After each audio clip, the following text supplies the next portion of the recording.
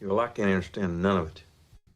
This one begat that one, and that one begat this one, and begat, and lo and behold, someone says some shit to someone or another. Just how retarded are you?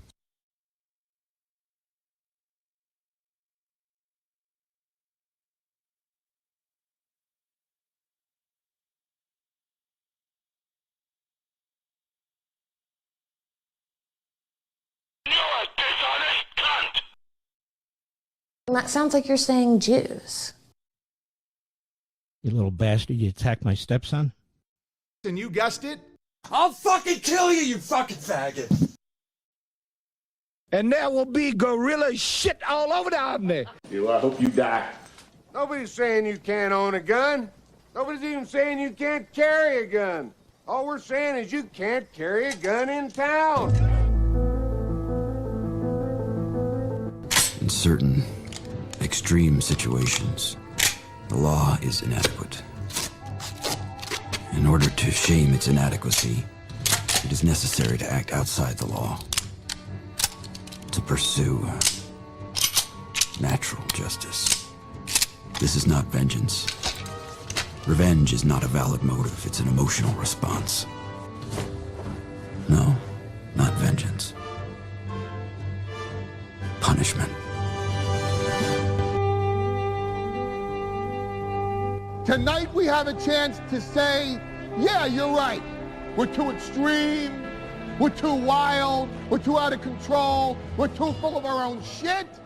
Or we have a chance to say, hey, fuck you, you're wrong. Fuck you, we're right. Because you have all made it to the dance. Because believe me, this is the dance. Start the show.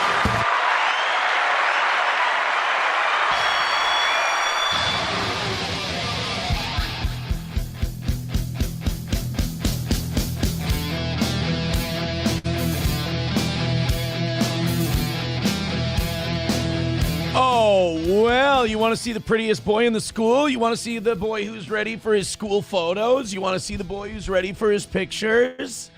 Hey, everybody, how's it going? Don't I look younger? I got an eye test today. They're just as shitty as they were the last time I had them checked. My prescription is about the same. I got a dentist appointment tomorrow. I'm going to have this molar drilled out like a gay man's anus. I'm excited about that. And then it's off to SP, the kids, grandma and grandpa, cousins, aunts, uncles, the whole thing. We're all going to get together and have a big party. And then all of the adults are going to fall asleep well before midnight. I'm excited. So I do have to give you guys, I do have to chastise you guys about something. And I didn't want to do it to start the show off, but it just feels like it would be nice to get it out of the way. Plus, Joey Caravello has already broken the rules, even though he didn't know it's a rule. You guys have been incredibly generous. All week, all year, really. I mean, we've done very well. It's been a good year for the toe. I got to take a little 6-day vacation where I got to bury all of my past problems and issues and hangers-on and poison and toxicity and all that. That was a goddamn exorcism, and I found out I can still ball. The show did fantastic. Thank you guys so much for making this one of the strongest years that Steel Toe has had, probably since 2021. 21, not 22, because I think 22 is when we lost Twitch. Our audience went way in the shitter. We were doing like 300-400 people at a time when we had YouTube for a little bit there because we disappeared off of Twitch with no explanation.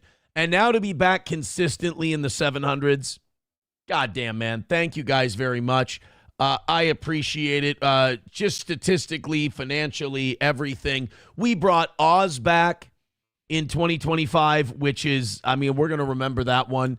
And I hope he sticks around. And then Hell, man, just thank you guys so much. So what I wanted to do tonight, it's our last evening show of 2025. It's the last one.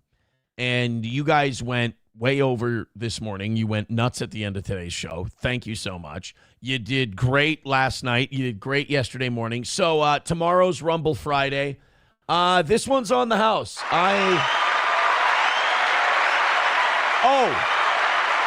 Rumble also let me go at the end of today's show. We just got to 20 memberships away from 500. I was able to go in even after I hit end stream, and I was able to gift those 20 memberships. So as it says now on our dashboard, 500 members here on the toe.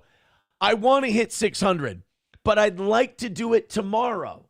I don't want to do it tonight. What I'd like to do tonight is I'd like to do a fun little challenge. We're going to do this one for free.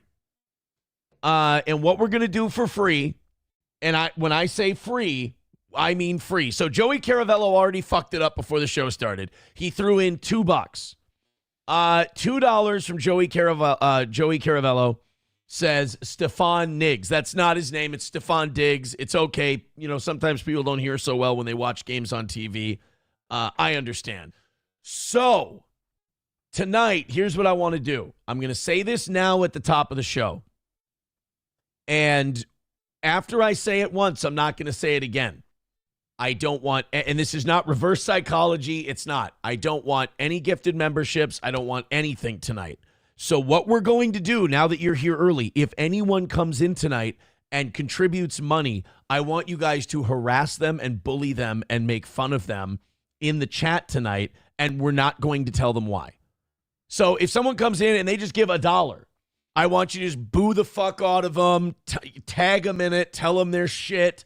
If they gift a membership, if they give 20, 50, like the more they give, the stronger I want your harassment to be.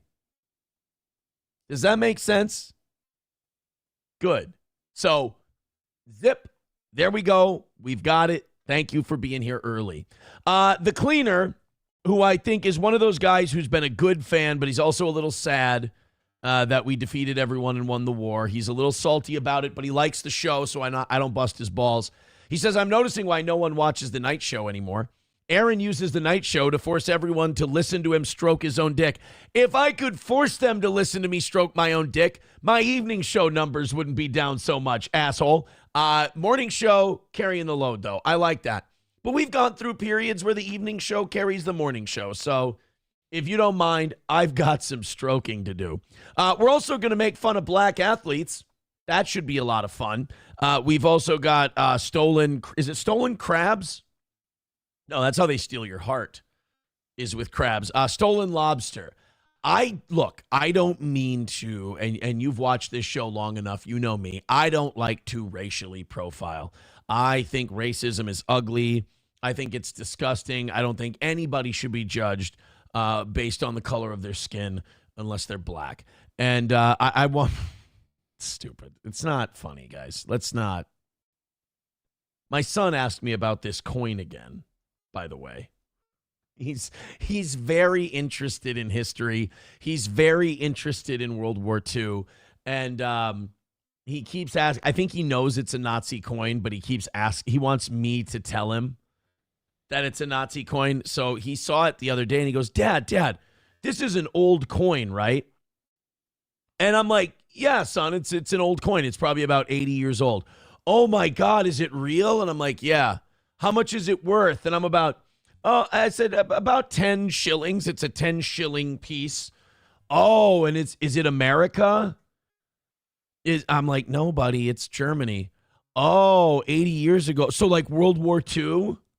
Yeah, buddy, it's a World War II Germany coin. Oh, so that would be the Nazis. Yes, buddy, it's a Nazi coin. Your dad owns not one, but 2 Nazi coins. I'm a collector. I've got old American coins, too. I've got old British coins. I've got old pesos. I've got my grandfather's coin collection. I've got it. We're good. Silver Wolf with $1 says, oops, I dropped $1. Is anybody bullying him right now?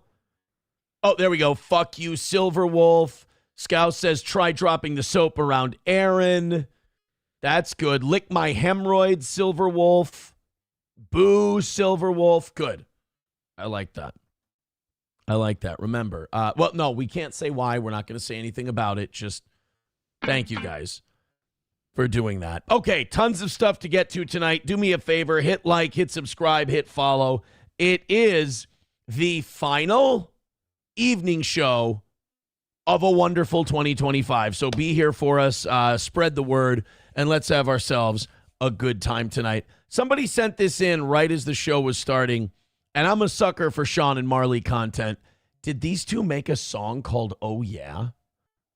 Oh, yeah, couple of Asian Down syndrome. Yeah, a couple of Australian Downsies. Yeah, making a song after my catchphrase. Yeah, sending them a cease and desist from the great beyond. All right, gangster handshake. It's going down. Oh, shit. I didn't...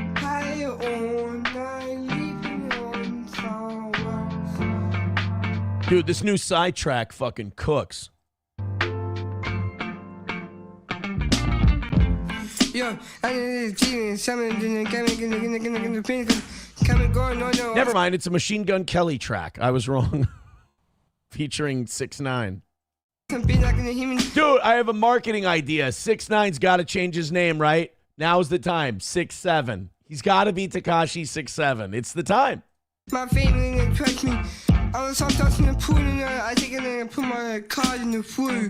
I'm tossing the beat like in the human in the painting and the painting with someone else. I know what I'm missing. Me and the 50 cent I'm gonna taking the pin. I'm gonna put myself in the I put my friends up, put my head. I put my hands and I put my hand.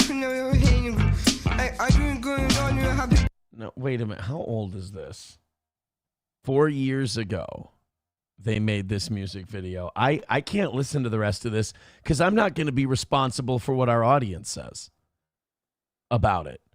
Mr. Sisto with $1 says, Kitty girl, this reverse Jew bag is worse than you for HIV getting railed at the brass rail. It's not a reverse bag. Everybody bully Mr. Oh, wait, no, I can't say why. I can't say what. I can't say why people are. I'm not going to keep this bit up, and I'm not going to. MSO says Aaron would love my Nazi sword. Fucking DM me, dude. If you have a Nazi sword and you're looking to part ways with it, DM me and we'll work out a reasonable number. I mean, I got room to start a memorabilia area. Why not? Wait until your son finds your copies of Mein Kampf. I do not own a copy of Mein Kampf. How much do they sell Mein Kampf on Amazon? I got to be able to just get a copy of Mein Kampf.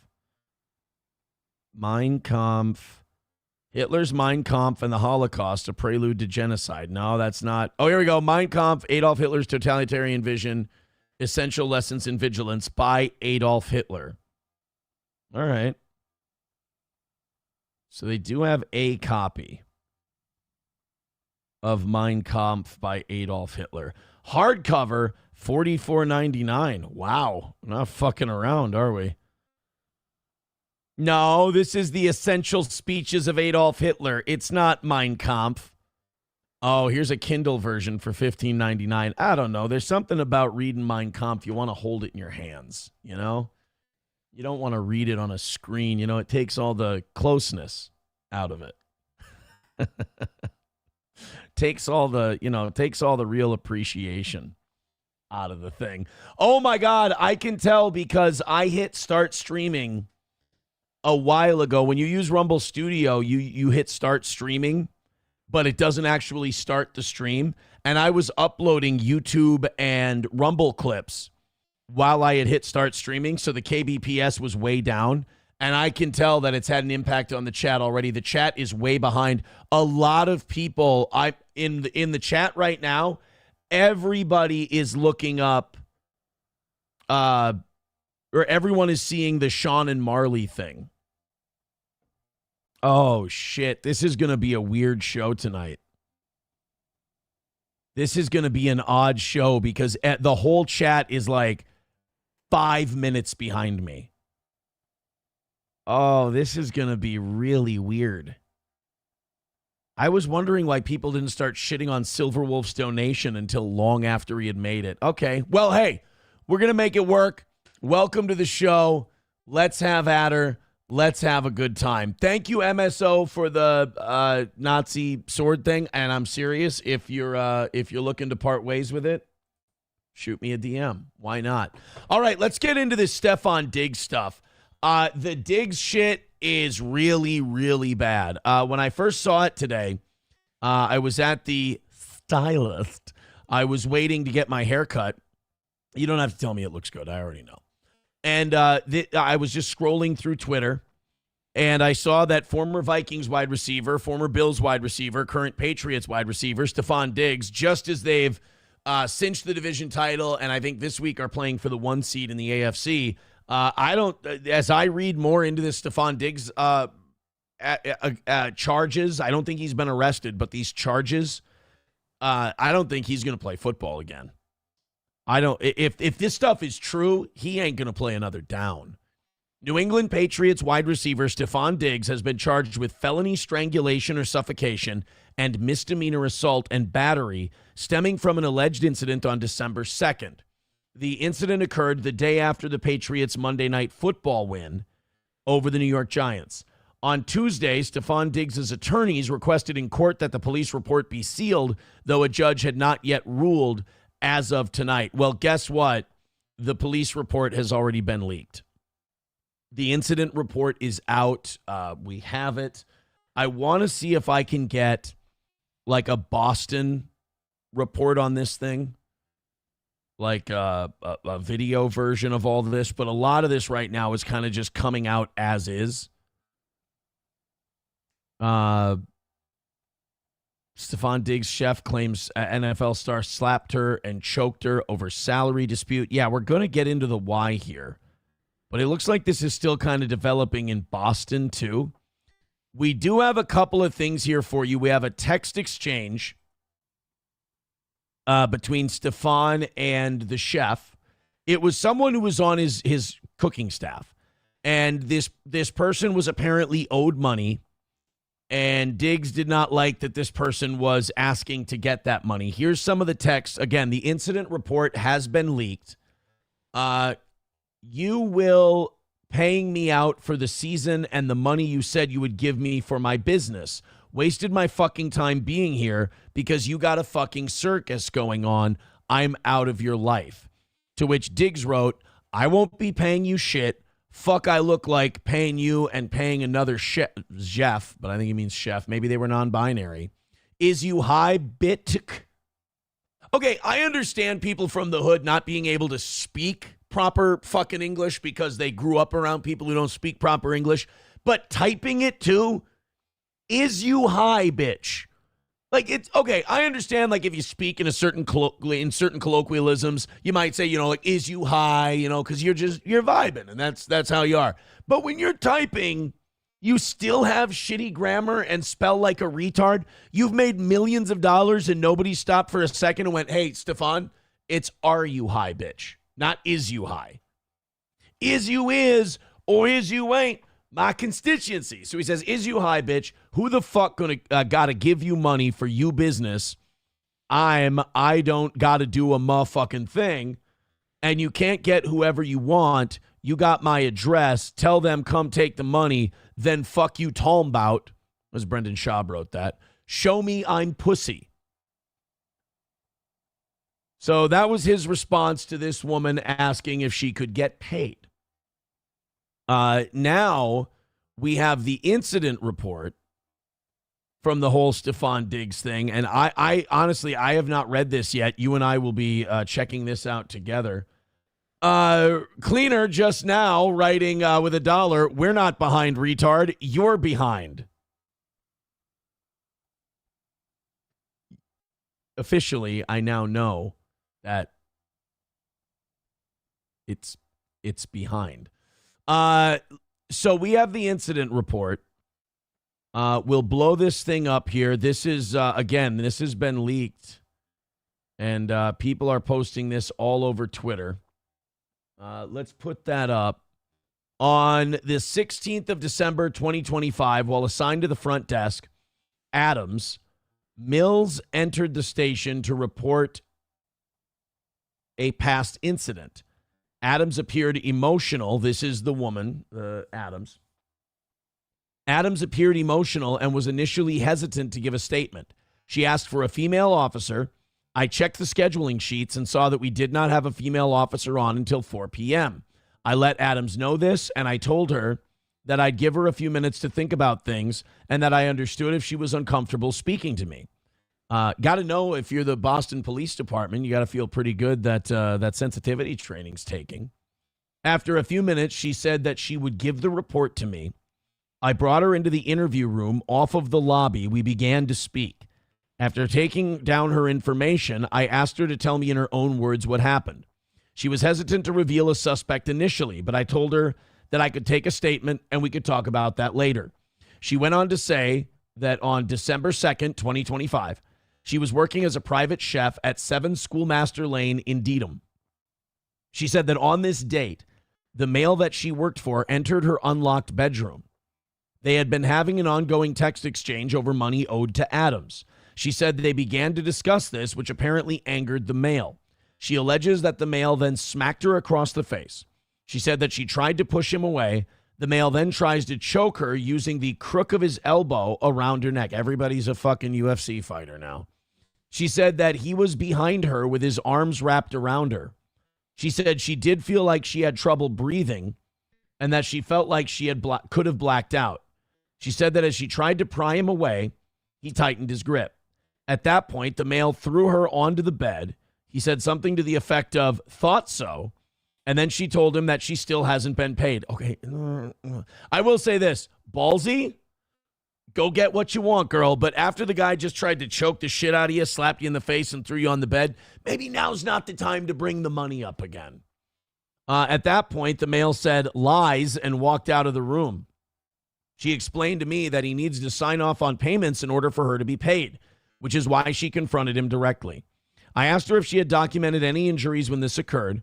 She said that she had some redness on her upper chest area, but did not take photos. At this point in the conversation, Adams revealed that the male's name was Diggs. Stefon Diggs currently plays for the New England Patriots of the NFL. Due to his fame, she was very hesitant to come forward with this. I inquired about the details of her employment so I could understand the relationship. See, she said that she began as the private chef on or around July 20th of this year, and that her employment was supposed to go through the end of the NFL football season. She said that she is normally paid by wire transferred, and the initial agreement was for weekly pay. She said that since she has been working there, she has been getting paid monthly instead. As of now, she said that she still believes she is owed a month's pay. In early November, she was told by Diggs that her employment was not needed for the week of November 7th to November 14th. This meant she would have to vacate her room for a week because he was having house guests. He told her to go home, and she did not provide any he did not provide any financial assistance for a flight to wherever she was going. It's redacted. That is where she was going to stay with a friend. She said that since she did not ask to be sent home for a week, she should still be paid her salary. She said that is standard in this type of work arrangement unless the employee asks for the time off. I mean, that's fair. He hired her through the end of the year, so she put off all of her other possible employment for that period of time. It doesn't matter if Diggs didn't need her. Like, is he going to start going, if I didn't have lunch that day, I don't have to pay you for making lunch? I mean, you procured her services through the NFL season. You asked her if she could be available. She's made herself available. She didn't ask for the time off. You did. Makes sense. You got to pay. After the alleged assault on December 2nd, Adams left her position and left the residence to stay with a friend. She said that on December 9th, a week later, she returned to the house to get her property. At that point, she texted with Diggs and told her to take up the monetary sum with his assistant. She spoke to Melissa from finance, who explains that Diggs had requested a signed non-disclosure agreement from Adams before she could be paid. Adams did not sign any such document. Now, let me point this out. NDAs are usually not worth the paper they're printed on. If you sign an NDA and you break said NDA, I mean, depending on why you're breaking it, if it's something like you can write a book and you can make money, you're going to be fine. Also, if nobody can ask you to sign an NDA to not report a crime, NDAs do not protect from criminal activity. You don't have to be a lawyer to know that. If you beat the shit out of someone and then said, here, sign an NDA, that person can still go to the police and they can report you for beating the shit out of them.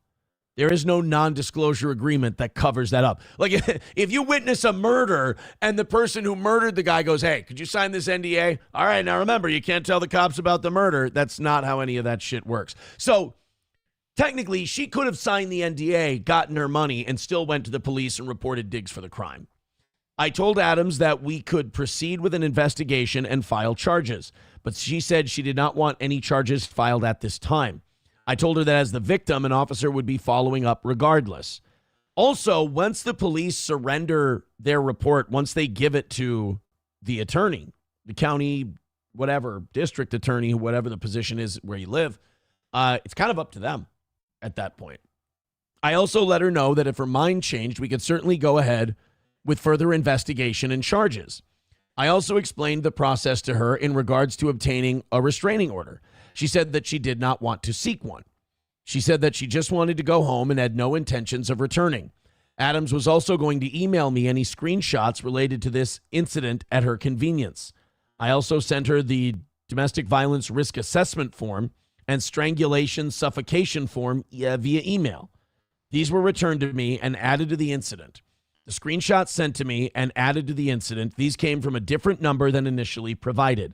When I inquired about this discrepancy, Adams identified this as a number where she had communicated with Diggs in the past, so they had different phones. Maybe he has employee phones. On December 20th at around 9:45 a.m., I spoke with Adams. I spoke to Adams over the phone. We discussed how she would like to proceed. As of this date, she still wanted to hold off on any criminal charges being filed. She asked that I reach out to Diggs and asked him not to contact her anymore.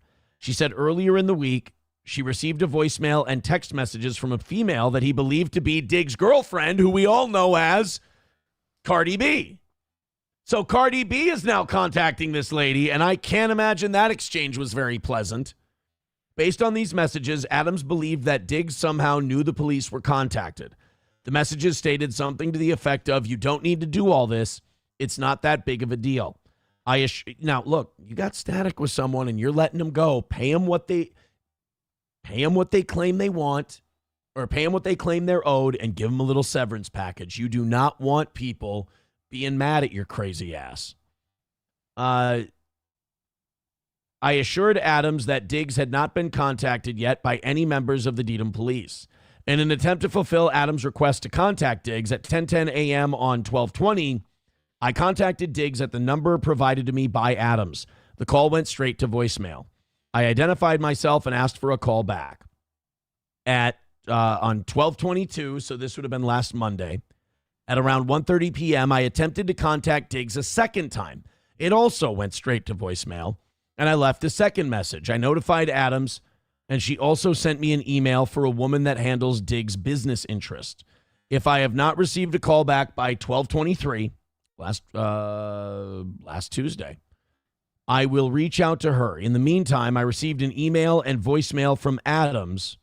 The voicemail expressed interest in going ahead with criminal charges. I called her twice at around 9:25 a.m. last Tuesday, and the number went to voicemail both times. I left a voicemail after the second call. So that's what they have so far. That's what's been released to the public. And if you don't mind me saying, I think Diggs is cooked. I mean, just the slapping her. They're moving forward with charges. He's facing a felony charge and I think a couple of misdemeanors. He'll probably plead out to a misdemeanor. They probably won't have the felony. I mean, when it's he said, she said, a felony's kind of hard to get, but it's going to be a misdemeanor. It's going to have that stain of woman beating on him. And in the NFL, they're trying to nip that shit in the bud as much as possible. He's 32. He's going to be 33 next year. It might be time to step away. First of all, the league's going to suspend him. That's for sure. I don't know if he's planning on playing Sunday. I think that would be kind of a ballsy move and a huge distraction for the team. But these guys, these hot-headed athletes, Diggs has been a fucking prick from day one. From the day he entered the league, Stefon Diggs has been a prima donna. He's been a bitch. He's been hard to be a teammate with. He ran himself out of Minnesota. He ran himself out of Buffalo. Looks like he's about to run himself out of New England. But, that doesn't mean that I think that he ever had anything like this in him. It doesn't surprise me. But, like, these big Neanderthal athletes shouldn't be dealing with these things anyway. This should be a business deal. Some kind of management should be taking care of this. These dumb fuck athletes don't have the temperament to be dealing with staffing issues. It was a mistake for him to be dealing with this person face-to-face as it is. Shuli Madoff with $2 says, you and Brent Hatley have the same fashion. Oh, same hobbies, I hear, too. We've also got $1 coming in from Hobo. He says, Jesus, did you gain 50 pounds during Christmas? You're thicker than fucking aquarium glass. I'm the same weight I always am. I'm between 220 and 225 every fucking day. It doesn't change. It doesn't change, my man. I think, Hobo, no offense, I think you project a lot. I've noticed that about some of you. It doesn't make sense, some of the shit you say, unless you go, this every accusation is a confession. What happened when you were doing your fucking squat thrust, little girl, and your Lululemons? Did you look in the mirror and see a little pudge? Is that what you saw? You'll be fine. You'll be fine. Anger it out, son. Anger it out. The Cleaner with $1 says, you're thicker than an aquarium from SeaWorld, you stupid effing N. You just stole Hobo's joke. How do you like that? Professor Tie-Dye with $1 says, oh, wow, a black guy choked a bitch for talking back. Anyway, retards playing checkers is a better topic. Thanks, Tie-Dye. He says, can we get a goal for SP to slap you for that Eddie Munster-looking haircut? It makes your lower chin and jowls look bigger. Thank you. I appreciate that. That's very nice. Very nice. 09 Canyon says, I don't know if it applies in a work situation, but at least in romantic relationships, if you get strangled, it's something like 500% more likely that they'll murder you than if they don't go for the throat. I don't think there was anything romantic involved in this, but it does sound like Cardi B was blowing up her phone. Cardi B is the kind of girlfriend who would hear Stefon Diggs tell her about this situation, and she would go, I'm going to talk to this fucking bitch. Honey, don't. You're just going to make it worse. Just let me handle it. It's all right. No. All right, fine. I ain't going to say nothing. And then as soon as Stefon Diggs leaves the room, she's fucking blowing up the phone. You can't train a wild Cardi B. It doesn't work. So I think with this Stefon Diggs thing, maybe those of us in Minnesota should have sounded a warning. Maybe we should have let somebody know that something was going down with Stefon Diggs, because even the Vikings locker room back in 2017 knew that something was up with Stefon Diggs. There was a segment for Vikings like YouTube online content. It was Brian Robinson, a defensive end for the Minnesota Vikings. He was towards the end of his career, and he would go through the locker room with a microphone, and he would interview his teammates and ask them questions. This is him asking the players on the team, starting with Dalvin Cook, about which player in the locker room they wouldn't want their sister to date. Maybe this should have been a red flag. What guy on this team would you least like to date your sister? What the hell? Diggs. Why Diggs? Man, no. We're going to leave it like that. No. What guy on this team would you least like to date your sister? Look at that. First round pick Laquan Treadwell, who, yeah, he didn't really do anything. But anyway, let's see. He's still a smart guy. Sister. Oh, Stefon Diggs. Why Diggs? He's crazy. He's just outrageous. Don't know what he's going to say. Just don't know what to expect every day. So he couldn't date my sister. What guy on this team would you least like to date your sister? Least like to date my sister, Diggs. 100%. Why Diggs? Because he's black, bro. Come on, B-Rob. We got to stick together. You know this. Did you get your tattoo? You know what I'm talking about.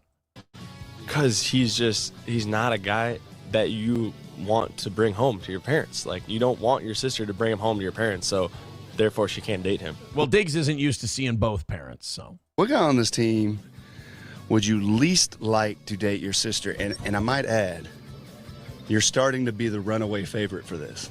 Well, nobody want me to date this, is it? I'm a great guy. Oh, this is aging like horse shit. This is aging. I'm a great guy. Fucking, you still want your paycheck, bitch? I'm a great guy. I don't know what people don't understand. I swear to God, I will bring my fucking hand down, and when I do, you gonna feel it, bitch. Take your money and get the fuck out of here. I'm a great guy. I don't understand what it is. I'm actually a great guy. There's actually, it seems By the way, I'm actually a great guy. Never a line you want to have to say. to be a few guys that don't think that. Feel differently about me? Yeah. They just don't know me well enough. That's what it is. It's the appearance. All right, who don't I want to date? Yeah, it's just guys who don't know me very well. You know, the other two wide receivers on the team who spend all day at practice with you, all day in the wide receiver room. Yeah, they just need to sit down and chill with me for a minute. Isn't this the guy who brought out designer pink cocaine in front of a bunch of whores while he was on a boat with his girlfriend? Yeah. Yeah, he's a great guy. My sister. Weatherly. Why Stephen Weatherly. Ugly. I knew that was coming. That was the problem. He's hot. He's hot. Get the camera on him right now. He is hot. He is hot. Old Stephen Weatherly. I mean, he was a backup defensive end, and he's catching shit. Well, guess what? Stephen Weatherly got the last laugh on that one, didn't he? Didn't he? So, yeah, Diggs is fucked. Diggs is fucked. This thing is over. He's going to be 33 at the end of the season. And Hobo, I'm going to stop you right there. Hobo just said to another man, myself, in the chat, he goes, Aaron, I might be fat in some places, but I look better than you with my shirt off. I'm going to stop you before you gay max tonight, Hobo. I don't know what's going on. I think you've been having a day. I think like a drunk dad, you're taking it out on me. I just want you to know I ain't your problem, brother. But telling another guy that you're going to take your shirt off around him and that you look better, that's fucking gay. That's a really homo thing to say. I'm just, for your own benefit, buddy, I'd put that one back in the holster. I'd put your rainbow-colored fucking bubble gun back in the holster, champ. Just think before we speak next time. That's all. Redbird with $2 says, what did you call him again? A Neanderthal? Yes, a Neanderthal. I did. That's the N-word that I used. And that's the N-word that I'm sticking with. People in the chat. Miss Tay writes, he seems nice. Papa Shop says, Laquan was my slave name. Please call me Roger. Taste Fairy says, who was worse, Laquan Treadwell or Troy Williamson? Troy Williamson, because he couldn't catch a pass. Treadwell just couldn't get out on the field. I don't think Zimmer liked him either. And Zimmer played favorites. And Williams was, I think, a number 7 overall pick. Treadwell was like 21. So there's levels to the game. Yeah, Miss Tay says, he seems nice. Rob says, what? I'm a pretty good guy. Pow, bitch, get the hell out of here. Cleaner says, I'm a great guy. Open hand, 100%. That's true. Like, if we're grading on a curve, maybe Diggs thinks because he didn't hit with a closed fist, you know, like Bill Watts' 1991 WCW rules. If you don't hit with a closed fist, it's still legal. I don't know. I don't buy it, but maybe that's what Diggs is thinking. I'm a good guy. I don't understand why people don't want me to date their sister. I don't know. Well, I guess playing for the Bills, that wasn't the only time he choked in the postseason. Hey. But I digress. One-Head Rex says, usually the pink stuff is 2C or 2C. It may have cocaine in it. Everyone was pretty convinced that it was designer pink cocaine. Miss Tay says he got you there, Hobo. Well, no, in fairness to Hobo, he put it on a fucking tee for me. I mean, it was a hanging curveball. What am I supposed to do? Now people are saying Hobo is Hobo is a fag. That's not very nice. Honky just writing in the chat, beefcake.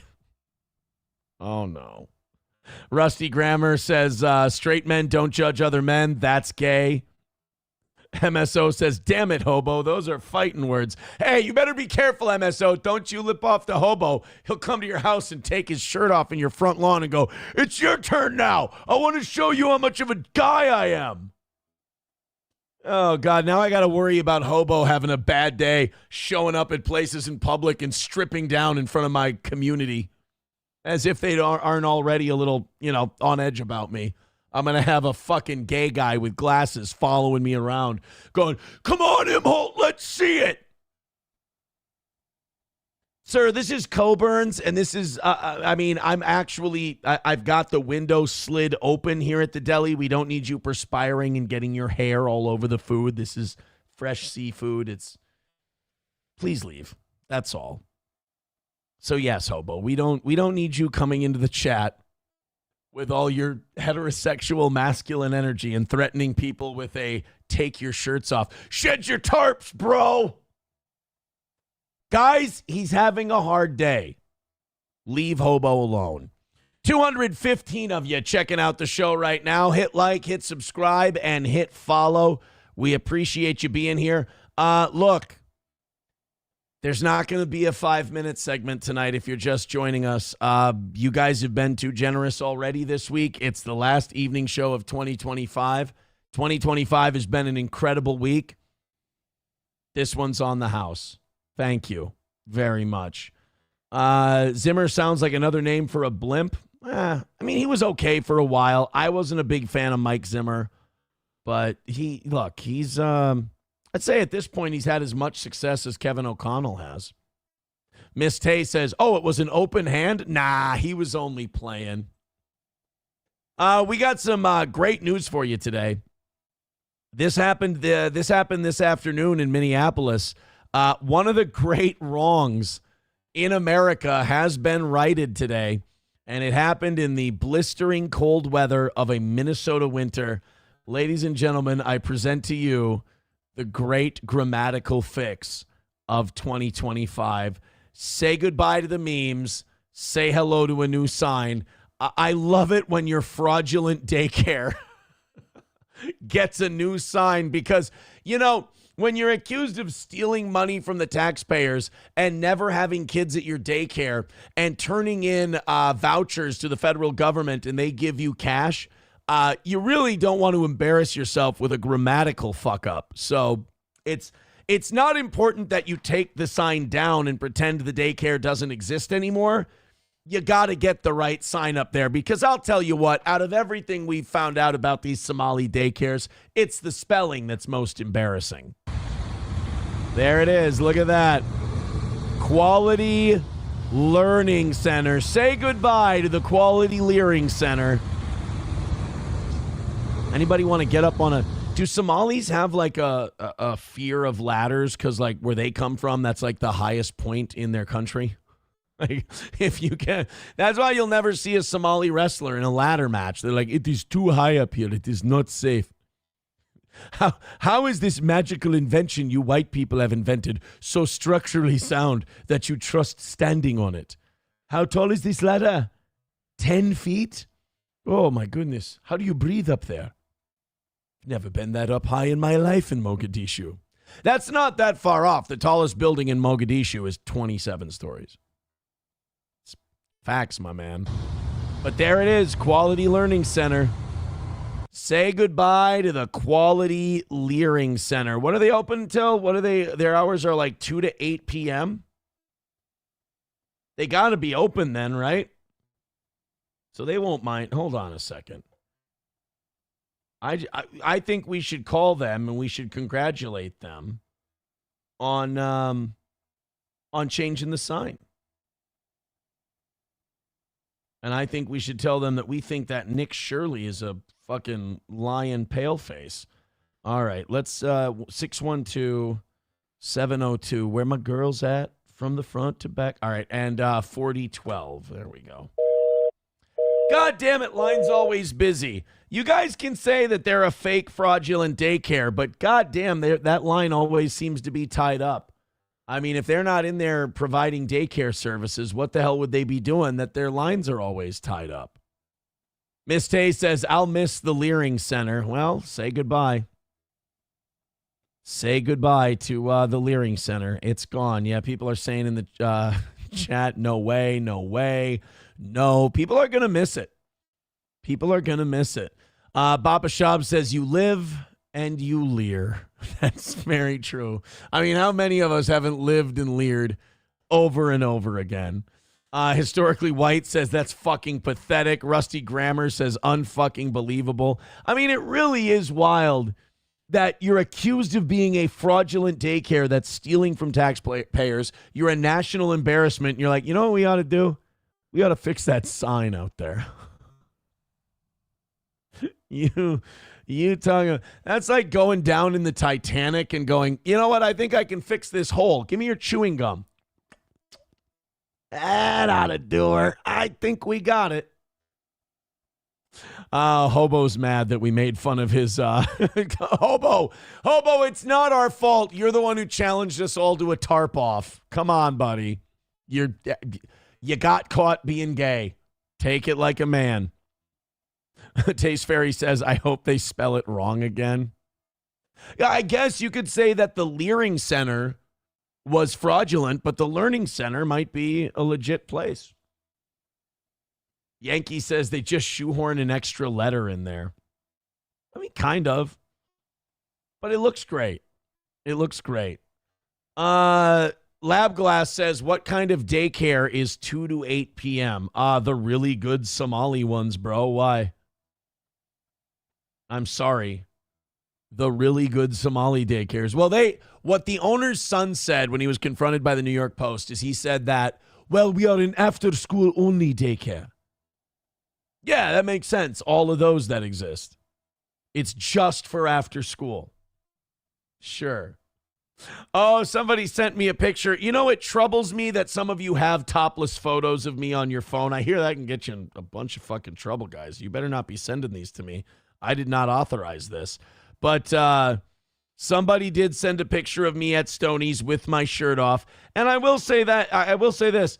Not god-awful, not the greatest, not the best. But I would say of anybody that criticizes me or shits on me and like goes, oh, he's gross, I look better than they do. And by the way, that is not a compliment to me. That is definitely an attack on them, for sure. Oh, people are letting me know that it's 2 to 10 p.m. is the Learning Center's numbers. 2 to 10 p.m. How dare I? How dare I? Eric Cartman says, see if they serve food, Aaron. Cartman also says, yeah, they charge $6 million per letter. Yeah, that would take fucking balls if the Leering Center sent their new sign costs into the government. That would be great. Red Fox Mad with $5. Nobody tell him what I told you at the top of the show. Red Fox Mad says, come on, Aaron, let's open a Steel Toe Morning Show daycare. Let's get on the fraud train, baby. I don't know. I kind of get, what do they call it, racially profiled out of the whole fraud thing. Yeah, Miss Tay with a great point. No answer. Who's going to take care of our kids? Exactly. And, you know, that's what I hate about all this fraud nonsense. The ones who get hurt are the innocent children. 234 of you checking out the show right now. Hit like, hit subscribe, hit follow. And again, like I said, thank you guys for being so generous this year. It's our last evening show of the year. It's on the house. Thank you guys very, very much. Red Fox Mad with $1 says center. Oh, daycare center. Well, I knew what you meant. Redbird with $2 says the fraud has been in the open for a decade, but this state had to become a national embarrassment for you and half the population to bother with a basic Google search or phone call. It's horrifying. I will say this. While you guys are keeping an eye on this, and that's a good thing, please be vigilant about what Trump is about to let Israel do, because I guarantee this is a massive distraction. They're going, and so is Gaza is kind of a distraction too, because while they've been going off on this Gaza shit, Trump has been giving Bibi the go-ahead to build more settlements in the West Bank. Israel is trying to do a sleight of hand with their atrocities they've committed in Gaza, and now the American government are distracting us with all this Somali fraud shit. They're going to let Israel annex the West Bank and ethnically cleanse it. Keep an eye on that shit, too. Keep an eye on it, please. I am opening a daycare from midnight to 3 a.m., says Lab Glass. Oh, I mean, that's great. So, you know, all the crackheads and shit can have a place to take their kids while they go out and score. I get it. Saint Caesar says, 15th post, Aaron, I'm retarded. How can you ignore that? Hey, Aaron, hope all is well. Did you see Ted DiBiase Jr. is facing 45 years in prison for money laundering? Yeah, that's from the whole Brett Favre thing, isn't it? Isn't he tied up in the same welfare deal that Brett Favre was? Yeah, the $1 Million Man's kid might go to prison. Red Fox Mad with a buck says Diggs is going to prison for 20 years as a felon. Probably not. Probably not. I would say that Diggs will probably plead out to a misdemeanor, but I think most of the damage will be done with the fact that the NFL is trying to get that element, out of its PR, if you will. I mean, you look at the Ray Rice thing. I don't think Ray Rice ever did a day in jail, but after he was on tape knocking that bitch out in the elevator, I don't think he played it down after that. So whether or not Stefon Diggs goes to prison, whether or not the felony holds or he pleads to a misdemeanor, whatever, I don't know. It's a brand new story. I mean, this kind of broke right around noon today. So I don't know if the Patriots have responded. Patriots response to Diggs. Yeah, it doesn't look. Read the statements. Patriots, NFL. Oh, okay. Patriots and NFL respond to the Diggs arrest. Here we go. We do have something. Come on, guys. Uh-oh. There we go. Yeah, so now Diggs is preparing not only for a deep playoff run, but as well as a court appearance, right? Should the Patriots make the AFC Championship game, it would be played just 2 days after he gets arraigned. And with this news, we do have team coverage for you tonight on this snag in the Patriots comeback season. Our NBC 10's Brianna Borghi is joining us live outside Dedham District Court, where the charges against Diggs were filed. Brianna, what are you learning? Yeah, well, Priscilla Colton, fresh off clinching the AFC East, the Patriots' Stefon Diggs is now defending himself against assault allegations. An employee of his claiming he attacked her over a financial dispute. Patriots wide receiver Stefon Diggs charged with felony strangulation and misdemeanor assault and battery against his private chef. The alleged incident happening on December 2nd, but the victim didn't come forward until December 16th, telling police she was hesitant because... Don't show clips of him working out with the Vikings, you dicks. Because of Diggs' fame. It's apparently at its core a argument about how much somebody should be paid. The victim told police she was in her bedroom texting Diggs about money she believed she was owed, seen here in court documents, when Diggs came into her room and the two began arguing. She says Diggs smacked her across the face and tried to choke her using the crook of his elbow. We don't know if there's evidence corroborating the allegation. We don't know. We know there are some text messages, but the text messages, from what at least I've seen, are all about payment. They're not about an alleged incident. So maybe there's other stuff. It's early. According to the police report, this all happened here at Diggs' home in Dedham. A woman who answered the door told us Diggs was home, but minutes later, a different woman came to the door and said she was the only person who lived here. I mean, my God, it's like a goddamn Somali daycare at the Diggs house all of a sudden. Asking us to leave. Diggs' attorney calling the allegations unsubstantiated and uncorroborated.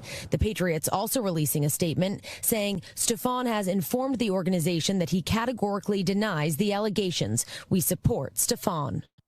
Yeah, and I'm sure they supported Aaron Hernandez when he would get in trouble too. I mean, look, in all seriousness, she doesn't have any backup for these accusations. I mean, it's literally a he said, she said, so I don't know. Maybe he beats the charges altogether. because you're innocent until proven guilty. There is no third party to confirm this. It's her word against his. I think based on what our standard is supposed to be in this country, Diggs probably shouldn't be convicted of any crime, as there's no proof he did any of this. But as you know, and as I know, there is no innocent until proven guilty. Once prosecutors and judges get a hold of it, you are a piece of shit. You are evil. It doesn't matter what the defense is. It doesn't matter how flimsy everything looks. It doesn't matter how bullshit it looks. There's no innocent until proven guilty. So they could fuck him. And one thing they do when they have a really weak case is they'll offer you a really nice, shiny deal. When their case is really weak, they're like, we don't want to take this thing all the way. We'll offer them something where it'll look really nice, and hopefully we don't have to get embarrassed and get our fucking ass kicked in a courtroom. So Diggs has the money to just go ahead and fight this, though. And I think if he gets a good defense attorney, will go, look, what are we doing here? But she says she wants money from him. Now, I believe her. I do think Diggs lost his cool. I believe her story. I do. But just because Diggs has been a fucking prick and a fucking head case from day one. And I'm a Vikings fan and I'm bitter. But you can't prove that he did this. And if you can't prove that he did this, you can't convict him of a crime. I mean, it would be a violation of everything we're supposed to believe in. I don't think that it necessarily means that they're on his side in the sense that, they want to see how the facts play out, but they are supporting his right to defend himself. An NFL spokesperson said the league is aware of the matter and is in touch with the Patriots, but wouldn't say anything else. Stefon Diggs is scheduled to be arraigned here on January 23rd. I mean, really, all he has to do is say that never happened. Don't try to explain it. Don't be like, don't even say, oh, I went into the room and we had an argument and blah, blah, because they're going to try and trip you up. What you basically have to say is that never happened. They say, well, she says it did. Yeah, and I'm saying it didn't. So you never went in the room? Never. We had the argument over text. We argued about money. That was it. Never touched her, never saw her face. And that's it. Whether it's true or not doesn't matter. It's, the old line, it's not what you know, it's what you can prove. So the more we kind of dig into this, the more I think that one of two things will happen. They'll offer him such a slap on the wrist thing and make it worth his while not to fight it, that he'll take the misdemeanor and just walk out of there, pay a fine, whatever. Or he'll just dig in for the long haul, fight the thing, pay a lawyer, and they're not going to be able to convict him. Not unless he pisses off all of New England. I mean, and if the Patriots win the Super Bowl this year, just drop the charges. Rusty Grammer with $1 says we need Haji Yusuf to call in for old time's sake. I actually bet I could get Haji on the show. For sure. Eric Cartman says Diggs better hope he doesn't get your Yeah, I mean, there's someone who definitely doesn't believe in innocent until proven guilty, especially if you got a cock. So I would agree with you. I would have Diggs get Brian, though. Brian's solid. Adas Optic Nerve says Aaron's chef uses a shovel instead of a spatula. Well, you want to taste it, don't you, dickhead? Cleaner says you just believe her because he's black. I mean, it doesn't hurt, right? Cleaner. Doesn't hurt. Eric Cartman says, Aaron, you could get Diggs ready for jail. Teach him how to survive. You know what? I should. I could say, hey, man, you know what? You left Minnesota like a bitch, but we'll let bygones be bygones. Can you still hoop? Are you funny? You're going to be fine. Don't worry about it. Alpha, so we were going to get into MSO says he needs to go to jail or he'll never leer. That's true. Jail is supposed to be about leering. And yeah, that's a good, I never thought about that part. How is he supposed to leer if he escapes any kind of responsibility? That's not how you leer. And if our judicial system is supposed to do one thing for you, it's help you leer. Gurmy says the more we dig into it. Oh, boy. Well, I think if he talks too much, he'll really be DIGGSing his own grave.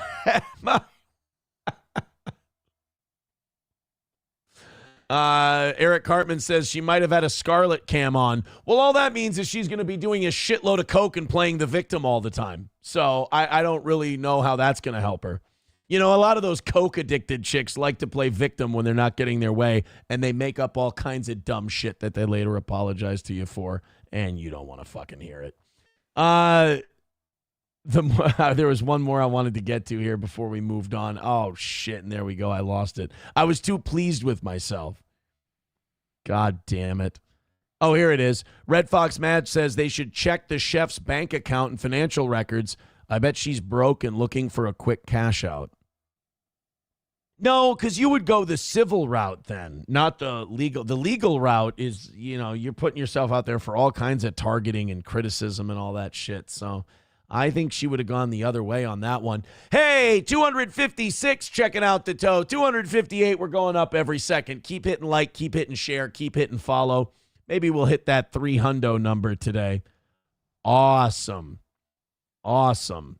Let's get into this Alpha News here in Minnesota. Now that this Nick Shirley has gone to all these daycare centers and these healthcare centers and stuff, and it caught like a ton of viral heat for it, everybody wants to go and do their own little like investigative journalism piece. So Liz Collin and Jenna Glebe from Alpha News, which is like the alternative news source here in Minnesota, because every single one of our local news sources in this state are like pretty far to the left.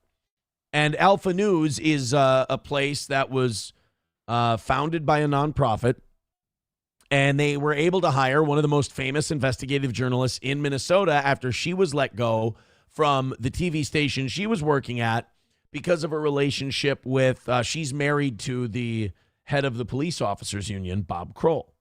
So she was tired of kind of what she was seeing in the newsroom. They butted heads a lot. She dipped and she went and joined this Alpha News, is Liz Collin. So they went to check autism centers and adult daycare businesses. So Nick Shirley went to healthcare centers and he went to child daycare businesses. Liz Collin and Alpha News went to the autism places because that's another one of the fraud scandals going on here in Minnesota, is that back in 2017, this is shit you won't get from the news. This is, I've read up on this. Back in 2017, the Somali community had this great idea. They found out that the government pays you if you set up autism centers and you give autism care to poor autistic children whose parents can't afford to pay for care for their autistic child. So what the Somalis did was the state of Minnesota said, hey, they said, oh, we got children who are autistic. And they said, well, that's fine. We've got shitloads of autism treatment centers here in Minnesota. Go ahead and pick one. You can go, and it's covered by the state. It's subsidized. And the Somalis went, actually, no. In our Muslim faith, we have to treat autism based on our religion. Like, bitch, Muhammad didn't know what fucking Asperger's was. He thought that was something he ate for lunch. He didn't, Allah doesn't know about autism. Stop it. But they convinced the Minnesota Democratic Party, because that's who's always in control here. They went, oh, don't you want to see us thrive? You said you're our allies and you love us. And remember, we vote for you and we vouch too. Boy, do we vouch. And so we would like to set up our own autism centers so we can treat autism based on our faith and in accordance with Islam. And, of course, Minnesota liberals being amongst the dumbest people in the world. This is weaponized empathy if I've ever seen it. They went, oh, absolutely. Unless you want us to call you Islamophobic. Oh, no. Oh, my God. Call us anything you want. Call us inept. Call us fraudulent. Call us white simp cucks. Don't call us Islamophobic.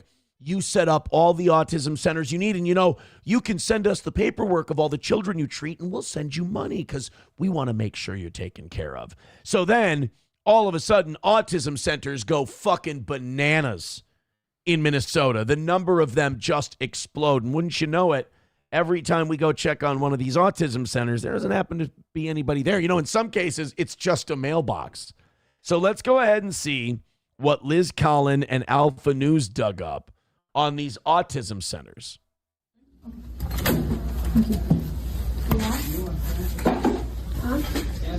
Get it? Awesome Development Center, AU, like autism. Now, I don't know if that's a cute play on autism or if Somalis are just misspelling all their businesses again. Hi, how are you? Now, this is Edina, Minnesota. This is like a south suburb. How are you? Good, good. Do you have openings here? Is this the Autism Center? Yes. Do you have openings for new clients? So I need to check with my manager regarding that, and also can I know what is your provider? Well, Yeah, it would be for just a young child. Sorry? Oh, an opening for a young child? Oh, opening for a young child? Yeah. Yeah. Is that what your Autism Center, right? Yes. Okay. Oh, shit. If they ask the specific age and ask if they're school age or not, then that daycare we called in the Cedar Riverside neighborhood was totally a Somali daycare. Because that's what they did with us. They're like, yeah, are they school age? And then we said their age. Oh, school age. Yeah, no, we don't have any room for them. Oh. So, like, can I know the details of the child, please? Just with the autism diagnosis. Okay, but before that, I wanna take few information regarding like the child and the details. Recording? Yeah, we're just getting information about whether or not you have openings. Oh, what's your name? My name is Liz. You can't record though. He's my manager on meeting. Oh, okay. Okay. Yeah. Please, you guys. Oh, okay. I'm just wondering. Look at that. All of a sudden now there's 3 people just gathered around her. Is this what happens normally at autism treatment centers? Is you're filming and like 3 people gather around you? You know, that doesn't exactly make you look innocent. You know, like if I go to the dentist tomorrow, if I go to Riverside Dental and I'm filming while I'm in there, they'll be like, you filming? I'll be like, yeah, just filming my new dentist's office. Just, you know. They're like, all right, cool. Enjoy. But if I find out that they're like killing people and harvesting their teeth for implants, you know, 4 or 5 people might gather around, like, don't you go in that room. Yeah, step up, please. I saw you recording when I was walking behind you. You can come back. Yeah, we're just wondering if there are openings here. You can come back in 5 minutes from the manager. Go to business card? Here. You can take the business card. Okay, great. And call your manager? It's on there. You guys can speak with it. This is an incredibly friendly place to bring your kid for autism treatment. Wow. Very warm and welcoming. That's the owner, but the manager's coming back in 5 minutes if you guys want to step on. Good. What's the manager's name? You can come back and Taj Daycare Center Incorporated. Hi there. Do you have openings here? openings? Yes. Like what? Are you? Oh, isn't this wonderful? So at this daycare center, they just meet you right at the door. There's not like a receptionist with a desk. They just open the door. What the fuck do you want? It's all daycares are like that. You walk in and there's somebody blocking the doorway going, fuck's your problem? I don't know if I want my kid going here. That's all. Is that capacity? Do you have openings for new clients or? I just came back today, so I will ask. Okay. I don't know yet. Okay. Okay. Can we come in? Is it a adult daycare that you're looking for? That's what this is, right? Yeah, Yes. yeah. Yes. Yes. Okay. Correct. It's 75 and we are full. Okay. Thank you very much. Appreciate it. Oh, it's 75 and they are full. Wouldn't you know it? Their daycare is full. That's too bad. Well, we should have saw kids running around all over the place at that joint then. All right, here's Omni. Wait, what was that? Omni Adult Day Center. All right, this is adult daycare. Oh, wait. That's Monday through Saturday, 10 a.m. to 4 p.m. Oh, 8 a.m. to 4 p.m. Oh, hi there. Hi. How are you? Good, how are you? Good. I'm wondering if you have any openings in your adult day center? Actually, we are full capacity. We have a small capacity. How many? God damn, wouldn't you guys know it? All of these adult daycare centers are so goddamn successful. They're just all full to capacity, not an opening in the place. Unbelievable. Do you accept at a time? We only accepted 35. 35 and you're at capacity at this time? Okay, thank you. All right, Creative Minds Daycare. I mean, there's got to be one of these places that has a spot open. By the way, did I tell you guys the story that the St. Cloud City Council this week approved an application from like a Muhammad Yusuf for a new daycare center at the Midtown Mall? Yeah, it's replacing a Christian church. That's wonderful. I don't think the St. Cloud City Council reads the newspaper or listens to anything or turns on a computer or owns a phone or listens to anyone talking because they just thought, oh, Somali daycare, the fuck could go wrong? Believe it or not, after all this fraud shit, there's still liberal-minded douchebags out there who are worried about being called racist just for giving a shit. Hi there. Are you a childcare center? Yeah. Do you have openings, or are you guys closed at the moment? I wasn't sure if you're in business or. So we all been, but we all been. So we're supposed to, like, we all been in the morning, but we didn't have enough children until around the morning. So like now people they coming like late, like 1 o'clock after the school. Okay. Is this the bus that you use? So there's this bus, not this one, but there's another fan. Yeah, that bus 1,000% isn't running. That bus doesn't work. He's like, not this bus. Okay. Yeah. So how many kids do you have in the afternoon then? 60 to something. 60? Oh, they come right after school? Yeah. And like Monday through Friday? No, 7 days. Oh, 7 days a week. 7 days a week, yeah, after school. 7 days a week, 60 to 70 kids just come barreling in here. It's wild. 7 days. Okay, and 60 or 70 is your... 60 roughly. Do you have openings for new kids, or...? We do. Okay. Yeah. Thank you, sir.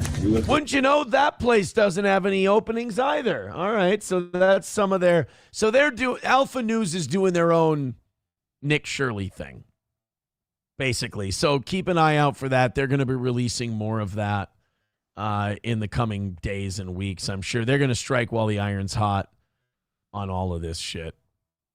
All of it. Papa Shab says, doesn't that look warm and inviting? Yeah, it's really the look of rot and mold in the door jamb that really makes it look welcoming.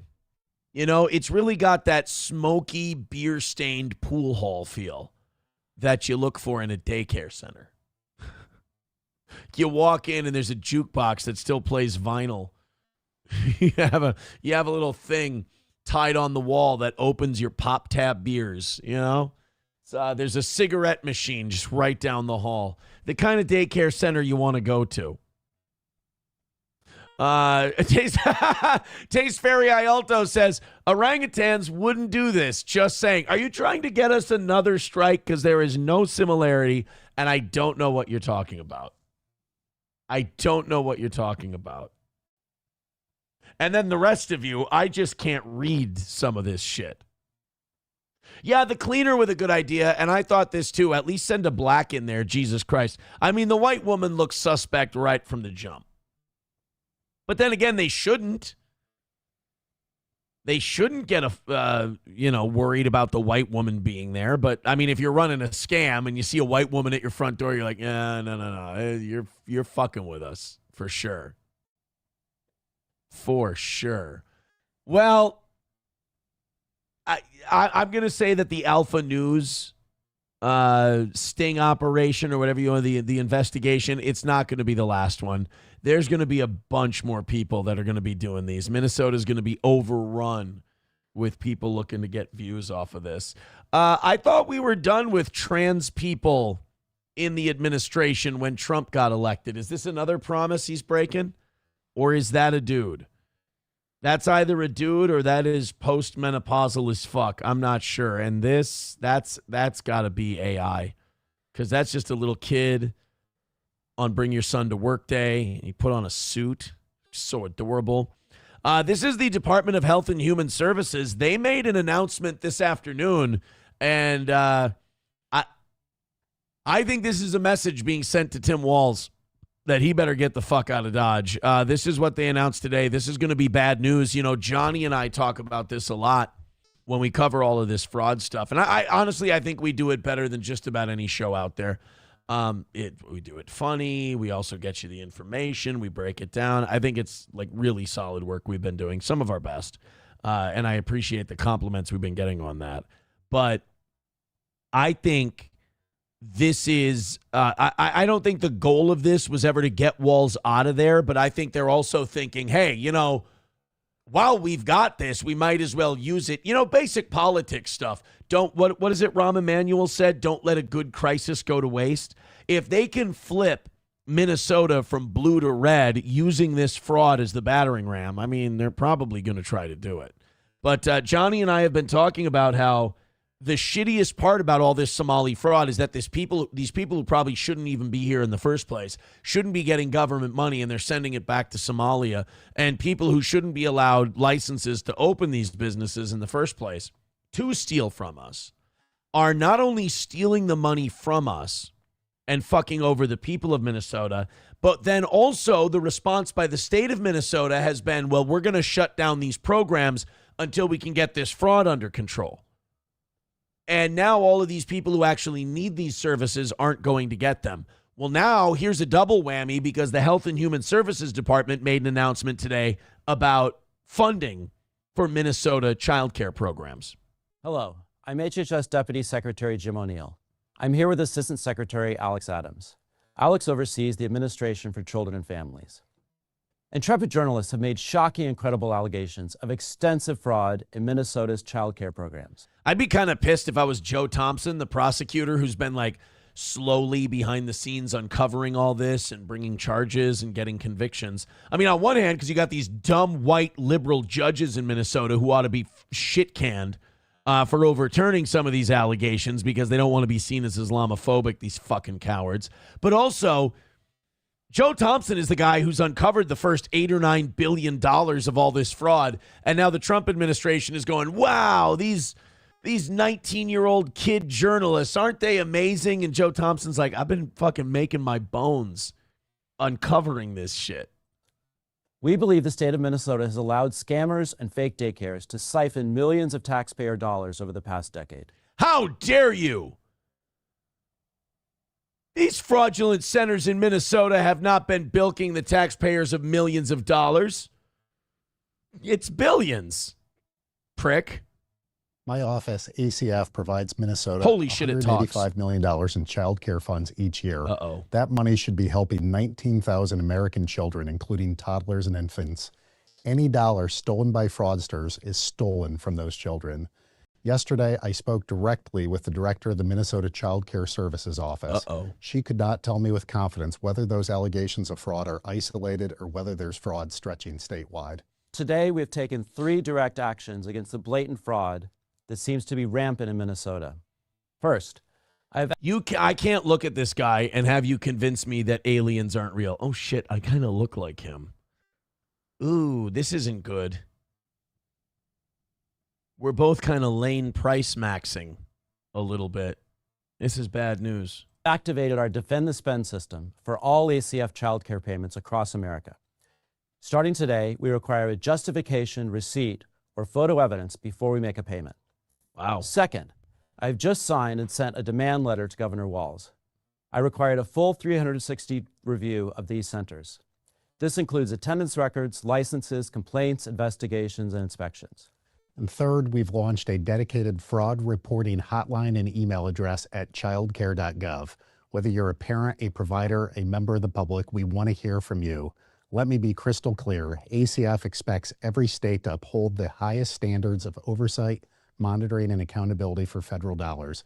If anyone's going to fuck around and waste federal dollars, it's going to be the federal government. They don't want the states doing it for them. So those of you who have been asking, Aaron, is this nationwide? Or is this just in Minnesota? We're about to find out because there's a lot of people online who have been trying to blow the whistle on their states. Washington's one of them. Ohio's one of them. California's one of them. They've all been trying to say something about it, and it hasn't gotten out there. I have a feeling they might have an easier time finding someone to hear their complaints now. Minnesota is no exception. We're committed to holding bad actors accountable. Regardless of rank or office, anyone who's involved in perpetrating this fraud against the American people should expect to be prosecuted to the fullest extent of the law. I just want to spoil it for you. Nobody's going to jail. Just like the Epstein thing, other than like the fraudsters who they've already brought up on federal charges. Walz isn't getting brought up on charges. Ellison isn't getting brought up on charges. Just like nobody's going to be brought up on charges with the Epstein stuff. Nothing ever fucking happens with any of this shit. Ever. Bapa Shab says, Earth number 3, Aaron, looks scuffed. I did not like that I saw similarities. That's not good. Landers says, oh, nothing is going to happen. The DOJ has been investigating the fraud in Minnesota since 2018. Right. They'll have some Somali scapegoats. They'll send them to jail. And the people who actually allowed this fraud or could have stopped this fraud and chose not to, they'll get away with it for sure. I mean, they'll get off scot-free. They always do. Rusty Grammer says, I'm not paying any property taxes until this shit is figured out. I will be the next Ruby Ridge. Fuck it. All right, everybody, say bye to Rusty Graham. Bye, Rusty. We're pulling for you, buddy. Good luck, Rusty. I appreciate you. Thanks for taking the bullet for us, probably literally. But yeah, well, let us know how it goes. Let us know how it goes. Landers says that means they aren't stopping the payments. They're going to withhold the money until one of the mods pinned the message of Earth number 3. Aaron looks scuffed. God damn it. You bastard. You know what? Maybe I should have had I can say goal because we don't have a goal tonight. Maybe I should have had a goal tonight, and that wouldn't have ended up happening. By the way, thank you guys very much. If you're just joining us, you guys have been crushing this week and last week and all the time. Thank you very much. So we're not asking for anything tonight. We just appreciate you being here. We're celebrating having an absolutely hell of a 2025. Thank you so much. 294, motherfuck. You know, YouTube, if you guys would just kind of bring it up a little bit, we'd be over 300 easy. But right now we're at 295. 300 is what we consider a good, solid evening show. Rumble, you guys are doing great. Hit like, hit follow, hit share. Oh, wonderful. In the 290s, just a cunt air away from 300. It went down by 1 since I started talking about it, so let's continue on. This is so deliciously trashy. This next clip is so fucking awful. I mean, everyone involved in it should be absolutely ashamed of themselves. If these were a couple of hillbillies, this would be white trash as fuck, but because it's black, I guess we'll say it's ghetto as fuck. It's the same concept. So a guy who has been paying a woman child support for 12 years on twins got a DNA test recently and found out that the children were not his, and he decided. Now, the woman did not know this DNA test was being conducted. So he decided to surprise her, Chris Hansen style, at the IHOP she was eating at, classy as fuck, and decided to have a public display of fuck you, bitch, live at the IHOP. Now, look, if you've been paying for 12 years, that's 12 months, shut up. Shut up, because I know that the answer is 144 months. Yeah, 144 months. You've been paying 12 years, 144, and twins. I mean, you're probably talking $800 a month at least. So 800 times 144. You've spent $115,200 on these two kids. I can understand where you'd want to gloat and throw it in this woman's face and be pissed off. Second of all, he should get every fucking dime back. It doesn't matter how long it takes her to pay him. He should get every dime back that he's had to pay because he has proof that those children are not his. Also, when they started to make you make these child support payments, why didn't you have this done then? You clearly had doubts. Why did you make a single payment without getting the DNA test? Anyway, here we go. This is got to feel good for a black father to be able to deny children and be in the right about it. That's got to be a wonderful feeling. So here he goes to the IHOP to let his baby mama know that she ain't his baby mama and she can fuck right off and there ain't going to be no money. Oh, you in here sitting down, and I need all my money back, bro. I'm got right there. Open that right now, bro. You been playing with me, bro. Them twins are not mine. Open this. Come on. What is this? This is DNA test. These light-skinned bitches be fucking around. You know the twins? You said that was mine? 12 years? 12 years? It ain't You even see two this? pieces of paper.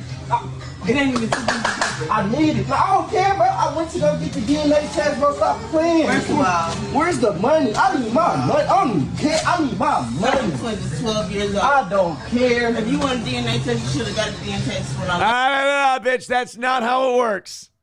That's not how. Oh, if you wanted a DNA test, listen to how entitled they feel to other people's money once they start getting it. This is why, and look, if he is the father, fuck him, make him pay. But like when you start just handing, especially women with children, money every single month, it's welfare too. You see it. The amount of time it takes for them to feel attached and entitled to it is shameful for our society, I think. Now, this whole gimmick that they got going on right here, this is shameful for society, period. You don't barge into an IHOP and start yelling and screaming at the top of your lungs at some broad about some kids that aren't yours anymore. I mean, this is a pretty classless move. It's also a good way to find your next baby mama, working as a waitress. I just thought it was great how you stood up for yourself. You want to fuck me raw? Yeah, sure, I ain't learned shit. But I think the guy should get his money back. For sure, she should have to pay him back. I mean, she's not going to because she's spent all his money. But he should get it back, and she can take her time. She can pay it over time. That don't mean nothing. You was bro. there. No, I don't want It don't matter. I got this It don't DNA matter. test. 12 years. Who Damn. else do they know? What is you doing? Who else do they know? Oh, so you lied to a guy to get him to stick around and pay for your kids. So now all of a sudden it's his fault if he decides to fucking scramola? If he's a little resentful that he's given you maybe 6 figures over the last 12 years? No, he's allowed to be pissed. I'm eating because every dollar I make I don't care about none of that, bro. What? Where's my money? Lay that right here. Clearly you want to tussle. You want to tussle. Come on. How uncomfortable is everyone in that restaurant right now? Or, there's at least 2 or 3 people who are like trying not to make eye contact, but they really secretly. You ever have that moment in public where people are having it out and you shouldn't be like listening or looking, but you're like, oh shit, you know what? I kind of want this to keep going. I feel safe. I'm a safe distance away. I'm feeling pretty good.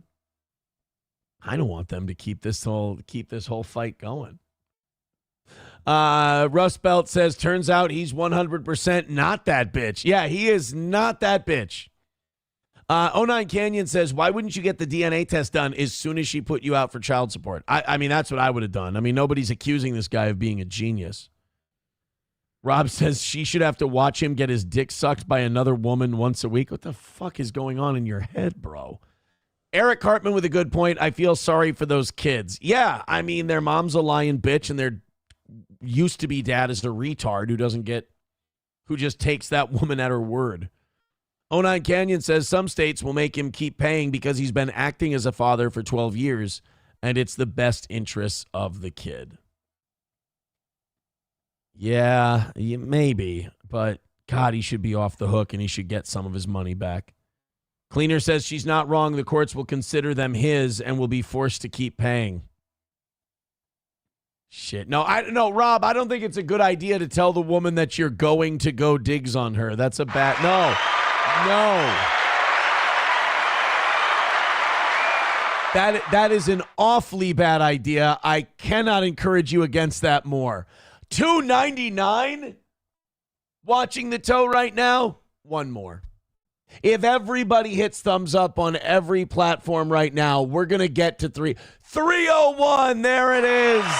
Another win for the toe. We kissed it for a second. Now we're back down. Oh, now we're back up to 301.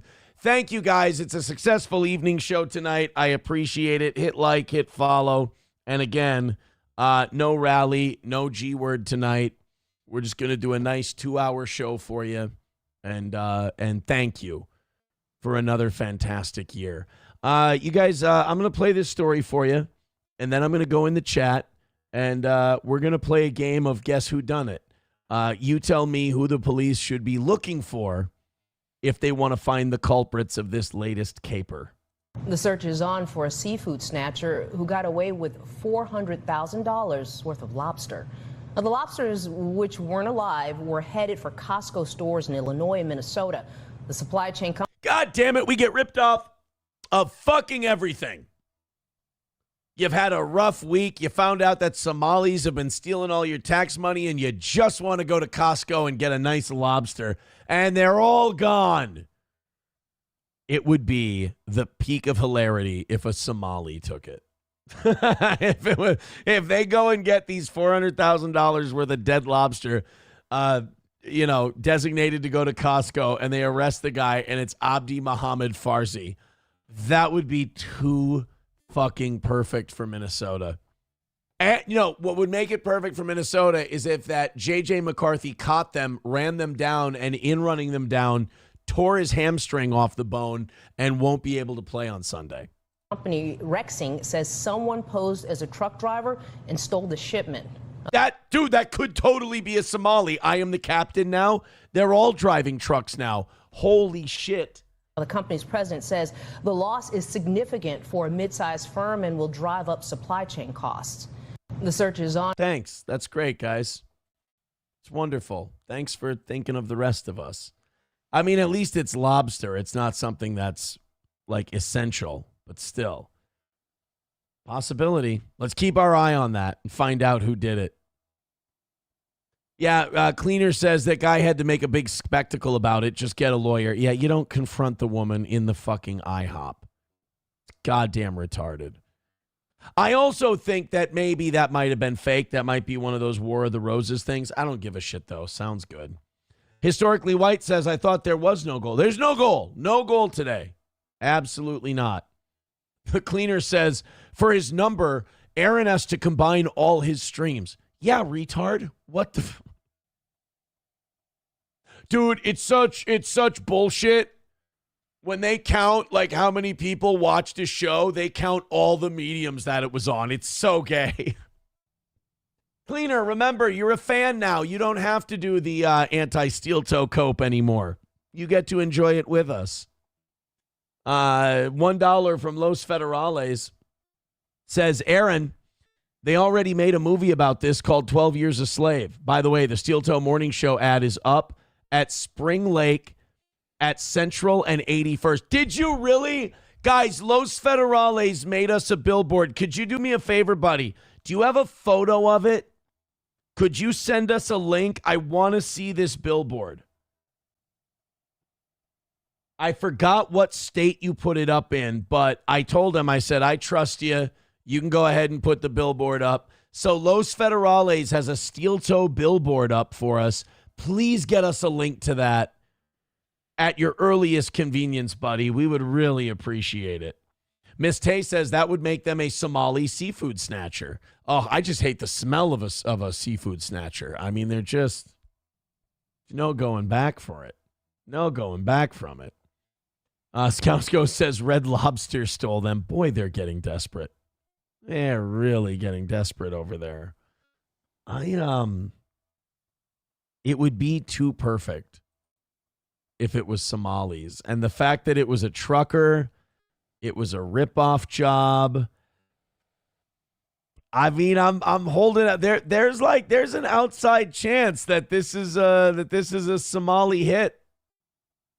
At least, I mean, in Minnesota, it's almost too perfect. If you ask me. MSO says 2 lobsters. Hey, can you believe this? 2 lobsters stole my truck. You got a phone? 2 lobsters. Can't believe it. Speaking of food, I'm going to leave. I'm hungry. No. The state of New York, the city of New York, is talking about, and I support this. I think this is a great idea for America in general. I think if RFK Jr. wants this country to get healthy again, this is a great place to start. A restaurant in New York is shrinking its portion sizes. Now, we're going to tell you why in a minute, and the reason why is really fucking unfortunate and shallow.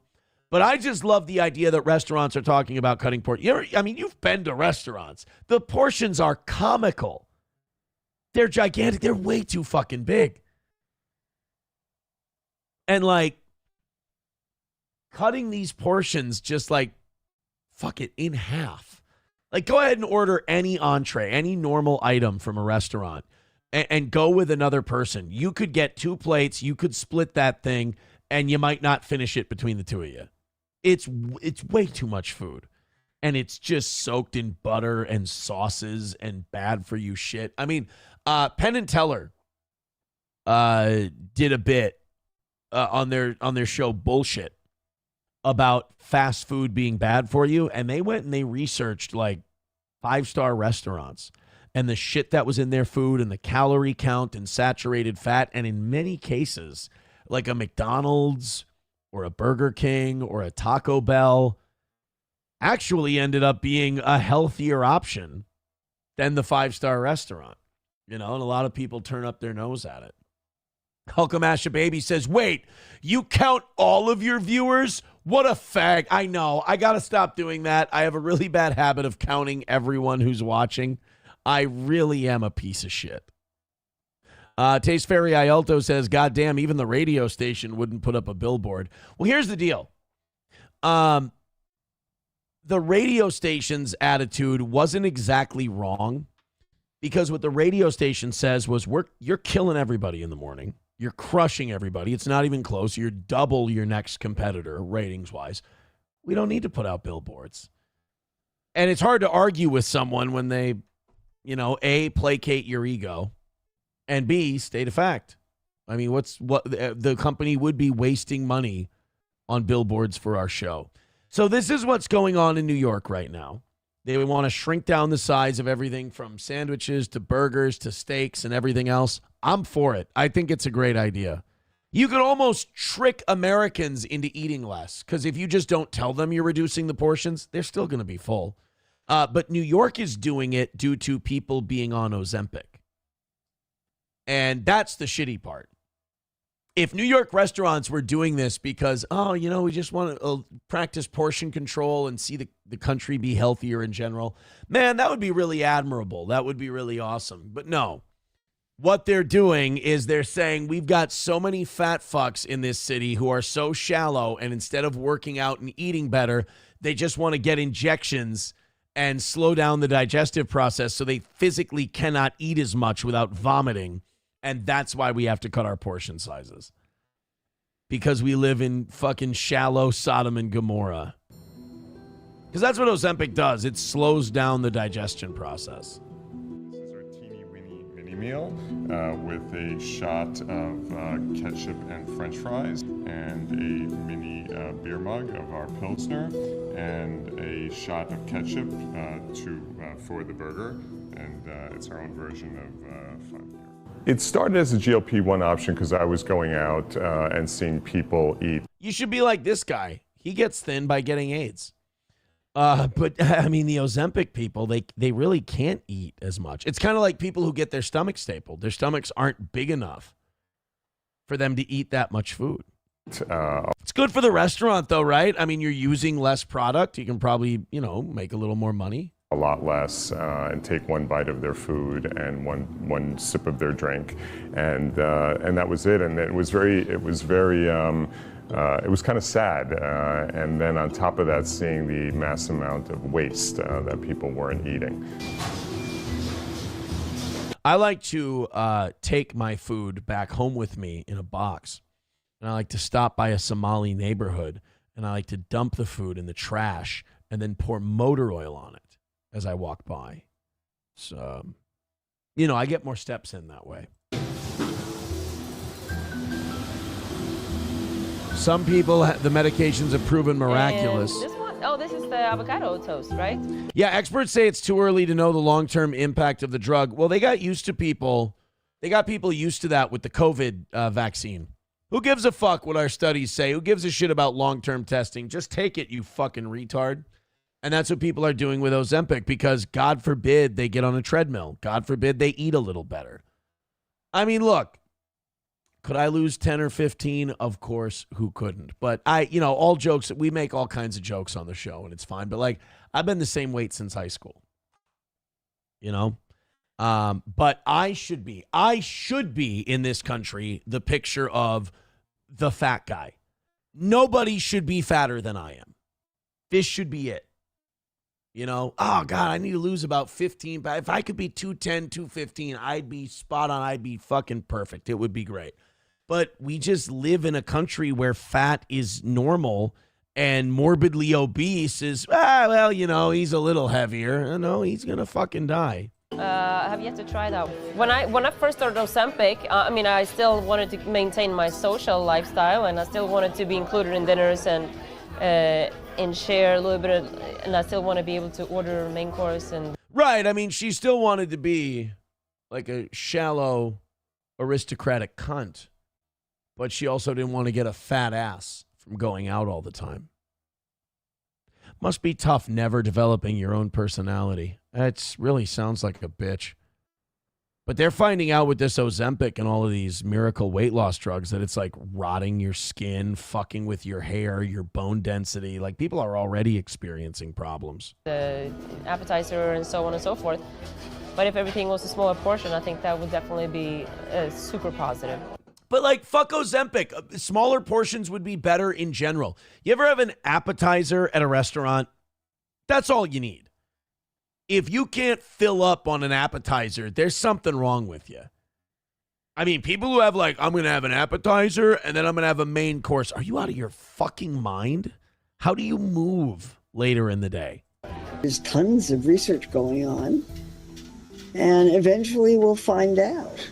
But I think it's a vast human experiment. Yep. I've met people who weighed 400, 500 pounds who have shitty podcasts and have a real problem with being able to control themselves when talking about children. Who now weigh 300 pounds. Oh, he dreams. And are heading for 200. Only after he's been dead for about 10 months would he weigh that much. And for them, this The worms would all be obese. is miraculous.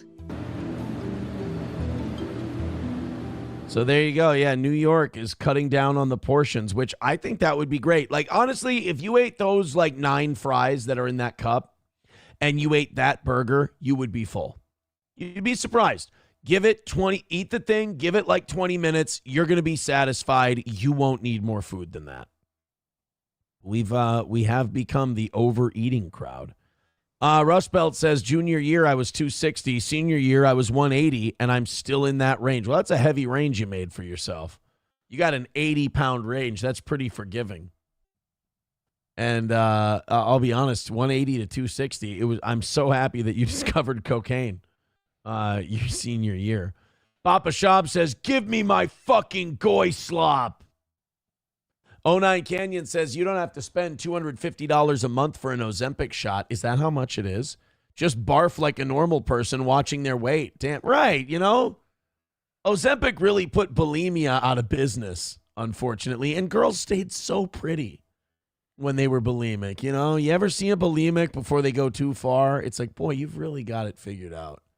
What are you doing? You're puking? All right, you brush your teeth after? Because I don't want to kiss you. God, you're so pretty. I had one girlfriend in high school that was bulimic, and I always gave her positive reinforcement. You know, when she came out of the bathroom, I go, God, you look so hot. You look beautiful. Whatever you're doing, just stay on that course. Just tell her how pretty she is and how I can't live without her. And, you know, once every couple of weeks after a meal, I'd tell her, I think you and I maybe should start jogging. And she'd be like, oh, man, all of a sudden I have to go to the bathroom. And I'd be like, all right, you'll do your best in there. I love you. Some people called that abusive. I just thought it was encouragement, personally. She died in her bedroom one day. It was really sad. I'm just kidding. This person does not exist. My high school girlfriend is very overweight now, so don't worry about it. She's doing fine. Yeah. Really, really fat. The cleaner says, same weight since high school, my ass, maybe your chin. I'm sorry, man. I don't know what to tell you. I weigh 220 now. I weighed 220 in high school. Just, well, you know what? There was senior year. where I decided to go running from, and when I took up boxing, I did get down to 190 for a bit. That was not a good look for me. I would say senior year, I was able to get down to about 205, 210, but I didn't hold that for very long. So yeah, probably 210 to 220 in high school, and I've stayed in that range ever since. I don't know, like people like the cleaner, I always try to tell them, like, you shouldn't let that shit bother you. But they do. They can't help themselves, and I try to help them. I try to, but it angers. It legit angers them. It riles them up. Hulkamasha Baby says, yeah, until their teeth rot from the stomach acid. Well, you dump them by then, you know, or you take them to the dentist, you just get their teeth capped. They'll be fine. I mean, they're going to look like they have fangs for a couple of weeks before they can get in for the second appointment, but for the most part, it'll be fine. It'll be fine. Rusty Grammar says, I eat like a fat ass, but I work all day, so I still have clothes from 18 years ago that still fit. I have a basketball jersey from high school that fucking hangs off of me right now, so I don't know what size I was then. But that must have been a weird time. Hulkamasha Baby says, you never brought up running in your life. My cardio is solid. Some of you're going to hate that. Some of you, it's going to make you really, and again, do not let that upset you. Cardio, I've always been very good at, but you really can't win. Because if you tell people you're good at cardio, they'll go, oh, so you're gay, because that's what gay guys do. Gay guys do cardio. What are you, a girl? You're going to, I've always, no matter how this all got, I was able to run with it. I was able to box with it. I can still play basketball with it. All of it. All of it. Landers says, Aaron, you have really low testosterone, hence the hairline sprinting away and the lack of muscle. I think the lack of muscle is due to lack of effort in the weight room, my man. But no, I get all that stuff checked every year. I'm good. Blood pressure's great. Testosterone level's good. What's the other one? Cholesterol, solid. I'm doing great. And again, no reason to make you upset at all. And I don't think you will. We've got another Stefon Diggs. Hey, let's find out what would happen to Stefon Diggs if he wasn't super duper rich and a famous athlete, shall we? The tale of Kenneth Beals. A Park Hill man has been arrested for shooting at a woman over the food. 56-year-old Kenneth Beals pleaded not guilty in court this morning to assault and a weapons charge. Police say the woman showed up at the hospital last night. Witnesses told investigators that Beals shot her in the arm after she confronted him about eating snacks that were meant for her children. That's based. He was eating their gummies, and she's like, man, what the fuck? You eat those gummies were for my child. And he didn't want to hear her bullshit, so he just winged her. What a guy. I mean, look, now wait a minute. Did he pay for the gummies, or was he fucking their mom and he just, went into the pantry and grabbed a fruit by the foot? It depends. Assault and possession of a handgun by a convicted felon. Wait a minute. You're telling me this guy's got a criminal record? Bullshit. When Beals was leaving the home, the woman confronted him about eating the snack. I need to know what the snack was. Beals replied by saying, yes, I ate your snack, and it was good, before pulling out a handgun and shooting the woman. That's like a Kurt Russell line. That's like if they were to turn Sherman Klump from The Nutty Professor into a madman. It's like, yes, I ate your fruit snacks, and they were delicious. And then he and then takes out the gun and shoots her. That's almost movie worthy right there. Police said the victim and witness identified Beals as the shooter. His next court date is set for January 6th. Well, I don't know if you can trust the witness, because the witness stands to gain a lot. If this guy's out of the house, they get more snacks. So I'm going to save my judgment. Innocent until proven guilty. Hulkamasha Baby says, well, boxing creates cardio, sure, but running, I'm not buying. Oh, like running now? Fuck that. No, sparring and full court basketball are my cardio. I take after my idol, James Toney. I don't really touch the weights. I just get in there, throw punches, try to slip as many as I can. I don't I'll take that kind of cardio. The running thing, not for me. I'll do the other one. I'll get my cardio running up and down a basketball court, throwing up bricks, and trying to spar with 25-year-olds and smack them upside the head here and there. That'll be no, I don't run now. I got on a treadmill after a basketball game a couple of weeks ago, and I was on for like 5 minutes. It's two things. One, I can do the running. My cardio is very, very good. The fucking ADHD, man. I can't sit there in one place and run. I get fucking bored. I got to be running somewhere. Like the basketball stuff, I'll run up and down the court all goddamn day. I hate people who hang back and cherry pick. That's such lazy bullshit. But like running on a treadmill, fucking impossible. I understand that it's fucking sad that I say I get bored on a treadmill, but I do. It's bad. Aaron pulled a gun after being confronted about eating 40 pounds of wings. Well, I didn't think it was any of their fucking business. And they said 40 like with a shame in their voice. And quite frankly, suck my dick. I paid for them, okay? And it was over the course of a few days. It wasn't one sitting. So just calm the fuck down. Oh, you guys are going to love this. We got a couple more stories for you, and then I'm going to hop out of here. And again, thank you guys so much for an amazing 2025. As I said, this is our final evening show of the year. Thank you very much. We didn't need a goal today. It was unnecessary. I did say at the beginning of the show not to give me any fucking money. And I said anyone who did donate money, make fun of them and taunt them and everything else. Some people did throw in a few bucks, but it was nothing we can't forgive. And I did gift those 20 memberships at the end of the show today, so we are at 500 memberships, which is awesome. Thank you. I'm hoping that by the end of Rumble Friday, Wednesday tomorrow, perhaps we can get to 600.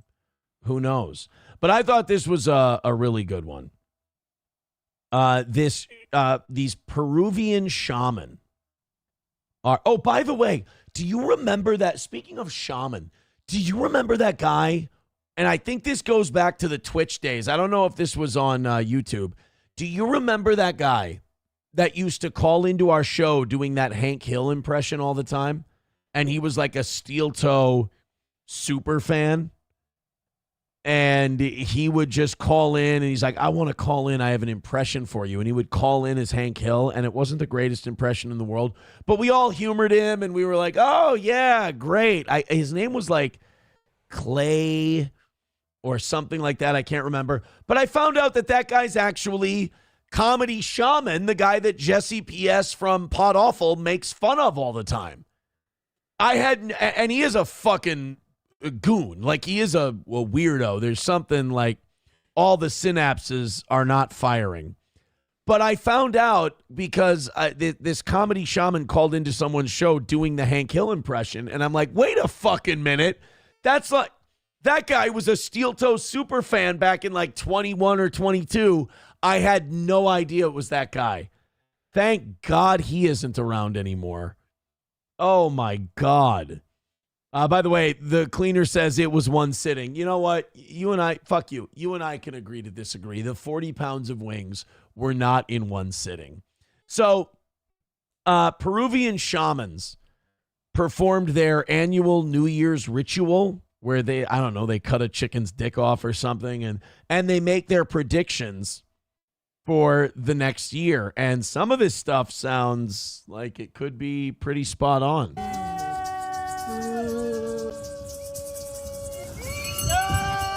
They said Braun Breaker is going to win the Royal Rumble, which is interesting.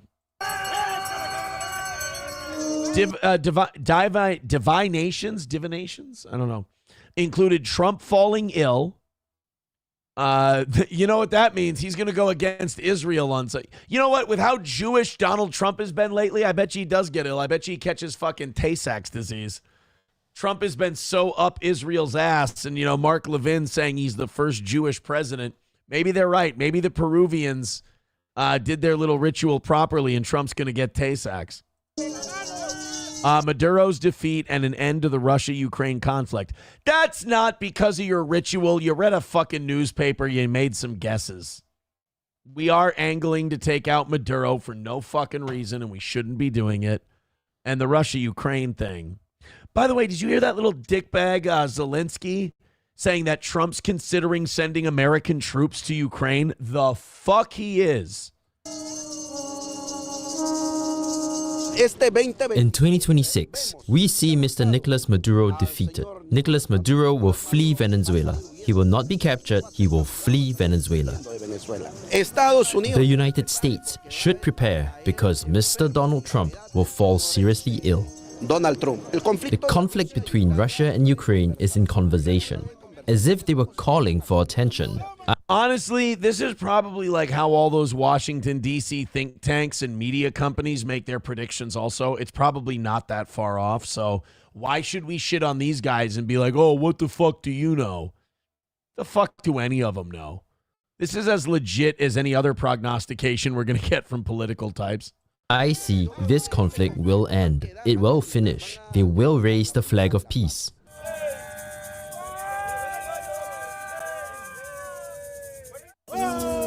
So there you go. There's the predictions.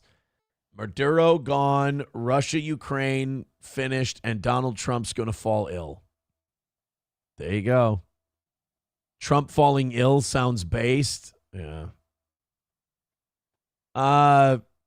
People are saying that was Comedy Shaman. Yeah, that was comedy. Super fan Comedy Shaman.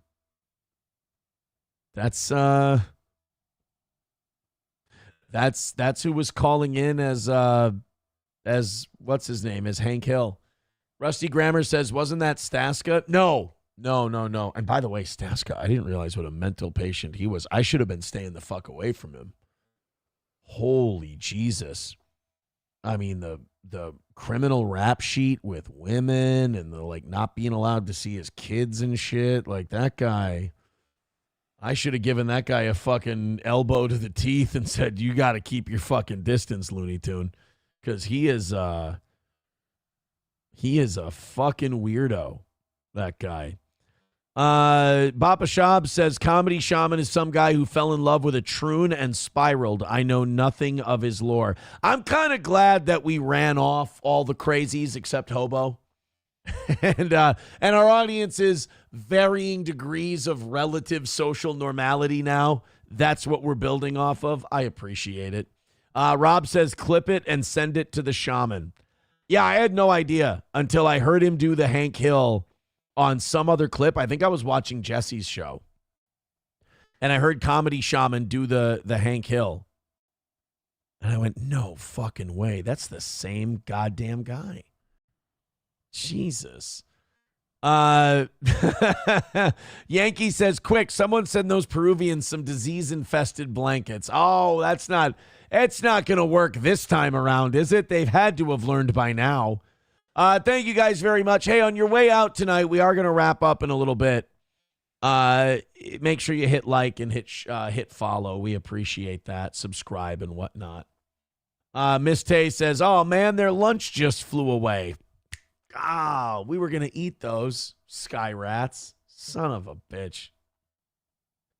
Taste Fairy Ialto says, these guys were conquered by a few hundred men and some horses.